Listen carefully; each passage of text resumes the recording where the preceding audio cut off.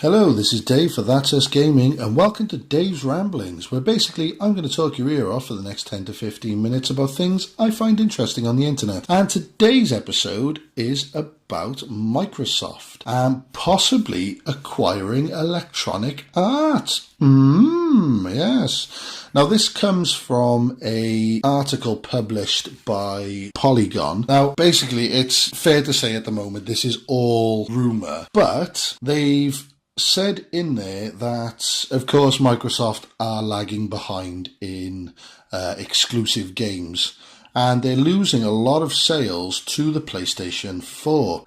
In fact, I believe it's a 2-to-1 split, and I didn't realise it was that bad. Now, Microsoft have got a few exclusives lined up, the most notable being State of Decay 2, Crackdown 3 and Sea of Thieves. But they want more games, they want more exclusive games, and they want to make some acquisitions. Now, there's one of them is the PUBG Corp, the people who made PlayerUnknown Battlegrounds, and I can see that. I mean, it's done really well on the Xbox so far. I can see that being an out-and-out purchase. I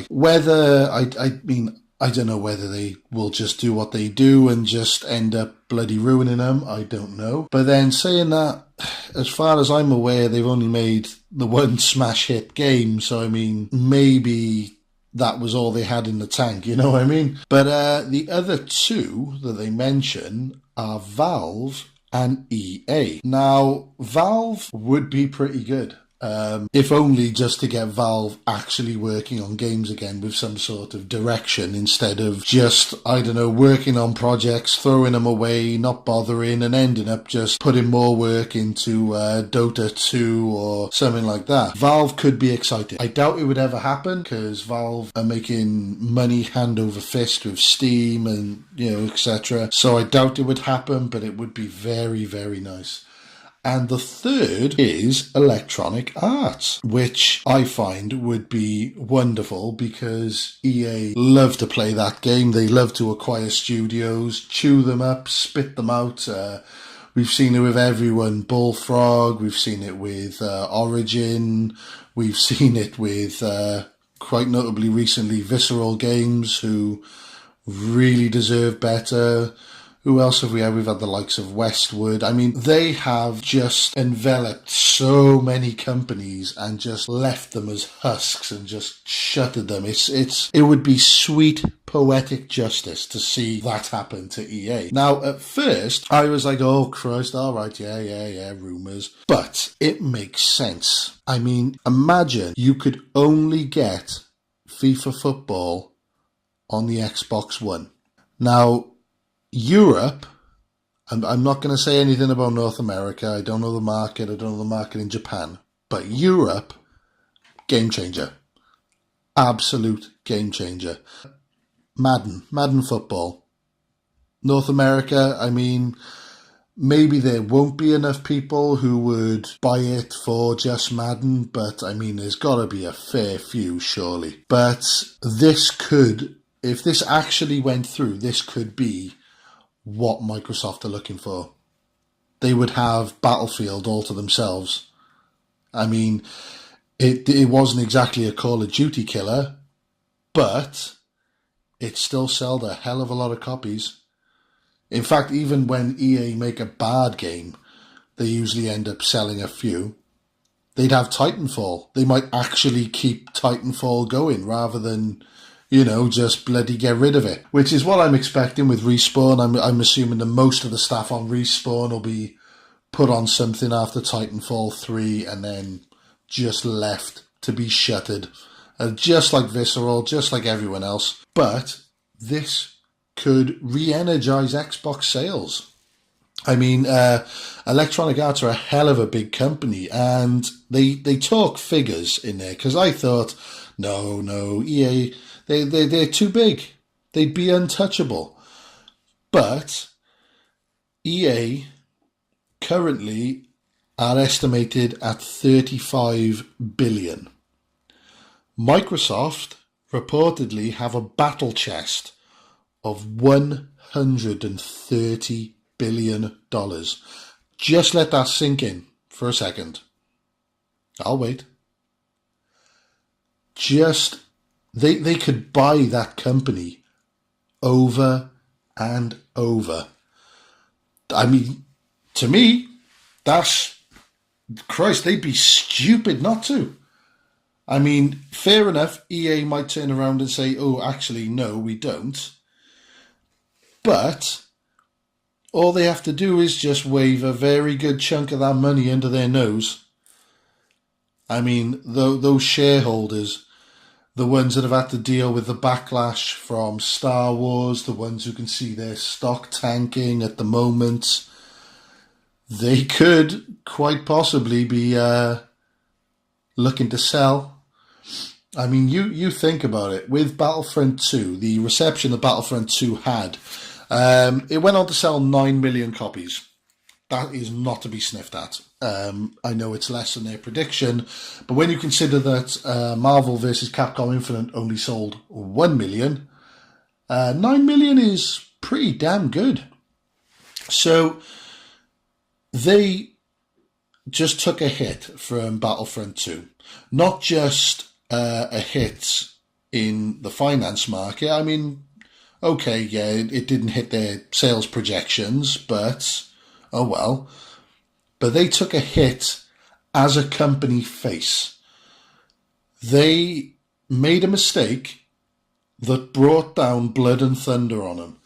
They had senators on them. They had the entire internet on them. Maybe it was because it was a Star Wars game and more people were outraged by it. But then nowadays it seems like more people are noticing. This was the eye-opener. I mean, Destiny 2. How many times have Bungie got to be caught throttling XP or forcing people to go to the Eververse and stuff like that? I mean, I know they've said they're going to change, but this is all the time now. This is the constant back and forth of, oh, we've heard the outrage, we're going to change it now. And it's always too little too late. But anyway, let's get back to it. They took a hit as a company.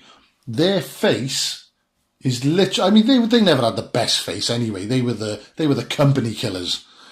They would, they would take a studio, they would take the best and brightest of those minds, literally just strip it of all sorts of talent, of assets, and just shutter it. Leave it as a husk. Visceral with Ragtag. People were really excited to have a single player Star Wars experience. Gone. And that's what EA do. So lately they have lost a lot of face. And I think, I mean, of course, this is all rumor, but I think Microsoft could be that, basically that shining light that could just pull them out of the filth. I mean, Microsoft have, in my opinion anyway, Microsoft have shown in the past that they can do the loot box thing. It doesn't encroach on the game. I mean, I find Gears of War, I love the DLC. The fact that I don't have to buy the DLC if I want to play online. That's, I mean, for somebody with a limited amount of money, that's a bloody godsend. That is the best thing I have bloody seen.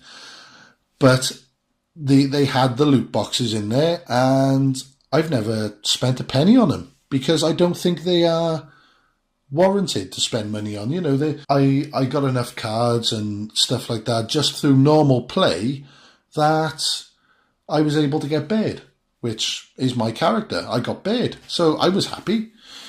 But I think as long as Microsoft don't make them the next Rare, which, to be perfectly honest with you, there are a lot more mainstream games from EA than there were at Rare. I mean, don't get me wrong, there were some absolute crackers at Rare, but EA would have the sports titles, they've got the Star Wars license, they have a lot to bring on board. Battlefield alone would shoot up Xbox numbers. And yeah, to be honest with you, it makes sense.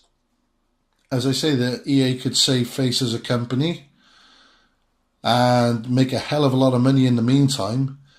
I mean, even if they still make games for the PlayStation 4, but Microsoft get a cut of those profits, I don't think they mind that either. So yeah, that's pretty much all I wanted to say. I mean, to be perfectly honest with you, I'm actually recording this like 2 weeks in advance, but I saw the news and I thought, right, well, I better get my thoughts on that because otherwise I'm going to forget about it by the next time. But I hope you enjoyed today's show.